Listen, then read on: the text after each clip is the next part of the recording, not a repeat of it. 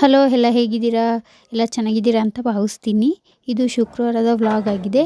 ಇವತ್ತು ವಾರ ಏನಿಲ್ಲ, ಆದ್ರೂ ಭಗವದ್ಗೀತೆ ಬುಕ್ ಓದೋಕ್ಕೋಸ್ಕರನೇ ನಾನಿವತ್ತು ವಾರ ಮಾಡ್ತಾ ಇದ್ದೀನಿ. ನಾಳೆ ಆ್ಯಕ್ಚುಲಿ ನಮ್ಮನೆ ವಾರ ಇರೋದು, ನಾಳೆನೇ ಓದಬೇಕಿತ್ತು. ಆದರೂ ಇವತ್ತು ಶುಕ್ರವಾರ ಆಗಿರೋದ್ರಿಂದ ನಾಳೆ ತನಕ ನನಗೆ ಕಾಯೋಕ್ಕಾಗಲ್ಲ. ಭಗವದ್ಗೀತೆ ಬುಕ್ ಓದಬೇಕು ಅಂತ ತುಂಬ ಆಸೆ ಪಟ್ಟಿದ್ದೆ. ಅದು ಲೈಬ್ರರಿಲಿ ಓದಬೇಕು ಅಂತ ಅಂದ್ಕೊಂಡಿದ್ದೆ, ಆದರೆ ನನಗೆ ಲೈಬ್ರರಿಗೆ ಹೋಗೋಕ್ಕಾಗಲಿಲ್ಲ. ಹಾಗಾಗಿ ನಾನು ಈಗ ಒಂದು ಬುಕ್ಕು ತಗೊಂಡಿನೇ ಓದಬೇಕು ಅಂತ ಅಂದ್ಕೊಂಡಿದ್ದೆ.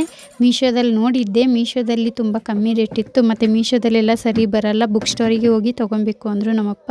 ಹಾಗಾಗಿ ನಾನು ನಮ್ಮ ಬಸವನಹಳ್ಳಿ ರೋಡ್ ಹತ್ರ ಇರೋ ಗಾಯತ್ರಿ ಬುಕ್ ಸ್ಟೋರಿಗೆ ಹೋಗಿ ಪರ್ಚೇಸ್ ಮಾಡಿಕೊಂಡು ಬಂದಿದ್ದೆ ನಿನ್ನೆ. ನಾಳೆ ಓದಬೇಕು ಅಂತ ಅಂದ್ಕೊಂಡಿದ್ದೆ. ಸ್ನಾನ ಎಲ್ಲ ಮಾಡಿ ಅದಕ್ಕೊಂದು ವಿಶೇಷವಾದ ಸ್ಥಾನ ಕೊಡಬೇಕಲ್ಲ ನಮ್ಮ ಭಗವದ್ಗೀತೆಗೆ. ಹಾಗಾಗಿ ನಾನು ನಾಳೆ ಓದಬೇಕು ಅಂತ ಅಂದ್ಕೊಂಡಿದ್ದೆ, ಆದರೆ ಆಗಲಿಲ್ಲ. ಇವತ್ತೇ ಓದಬೇಕು ಅಂತ ನಾನು ನಿನ್ನೆಯಿಂದ ತುಂಬ ಕುತೂಹಲದಿಂದ ಇದ್ದೆ. ಹಾಗಾಗಿ ಇವತ್ತೇ ವಾರ ಮಾಡಿ ಇವತ್ತೇ ಆ ಬುಕ್ಕಿಗೆ ಪೂಜೆ ಎಲ್ಲ ಮಾಡಿ ನಾನು ಇವತ್ತೇ ಅದನ್ನು ಓದಿದೆ. ತುಂಬ ಚೆನ್ನಾಗಿದೆ, ತಿಳ್ಕೊಳ್ಳೋದು ತುಂಬ ಇದೆ. ಒಂದೇ ದಿವಸಕ್ಕೆ ಓದೋಕ್ಕಾಗಲ್ಲ. ಅದಕ್ಕಂತಲೇ ಸ್ವಲ್ಪ ಟೈಮ್ನ ನಾನು ತೆಗೆದಿಡಬೇಕು ಅಂತ ಅಂದ್ಕೊಂಡಿದ್ದೀನಿ. ಹಾಗೆ ಮಧ್ಯದಲ್ಲಿ ಒಂದು ದೊಡ್ಡ ಬ್ಯಾಗ್ನ ತೋರಿಸ್ದೆ, ಅದರಲ್ಲೆಲ್ಲ ಫುಲ್ ಮೀಶೋ ಪ್ರಾಡಕ್ಟ್ಸೇ ಇತ್ತಲ್ಲ. ಆ ಬ್ಯಾಗಿನ ಬಗ್ಗೆ ನಾನು ನೆಕ್ಸ್ಟ್ ವಿಡಿಯೋದಲ್ಲಿ ಹೇಳ್ತೀನಿ.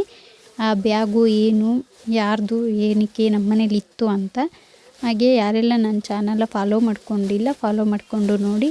ಯೂಟ್ಯೂಬಲ್ಲೂ ಕೂಡ ನನ್ನ ಚಾನಲ್ ಇದೆ, ಪ್ಲೀಸ್ ಒಂದು ಸತಿ ಚೆಕ್ಔಟ್ ಮಾಡ್ಕೊಳ್ಳಿ. ಸಬ್ಸ್ಕ್ರೈಬ್ ಮಾಡ್ದಿಲ್ದವರು ಸಬ್ಸ್ಕ್ರೈಬ್ ಮಾಡಿಕೊಂಡು ನೋಡಿ. ಮತ್ತು ನೆಕ್ಸ್ಟ್ ವಿಡಿಯೋದಲ್ಲಿ ಸಿಗ್ತೀನಿ. Keep watching.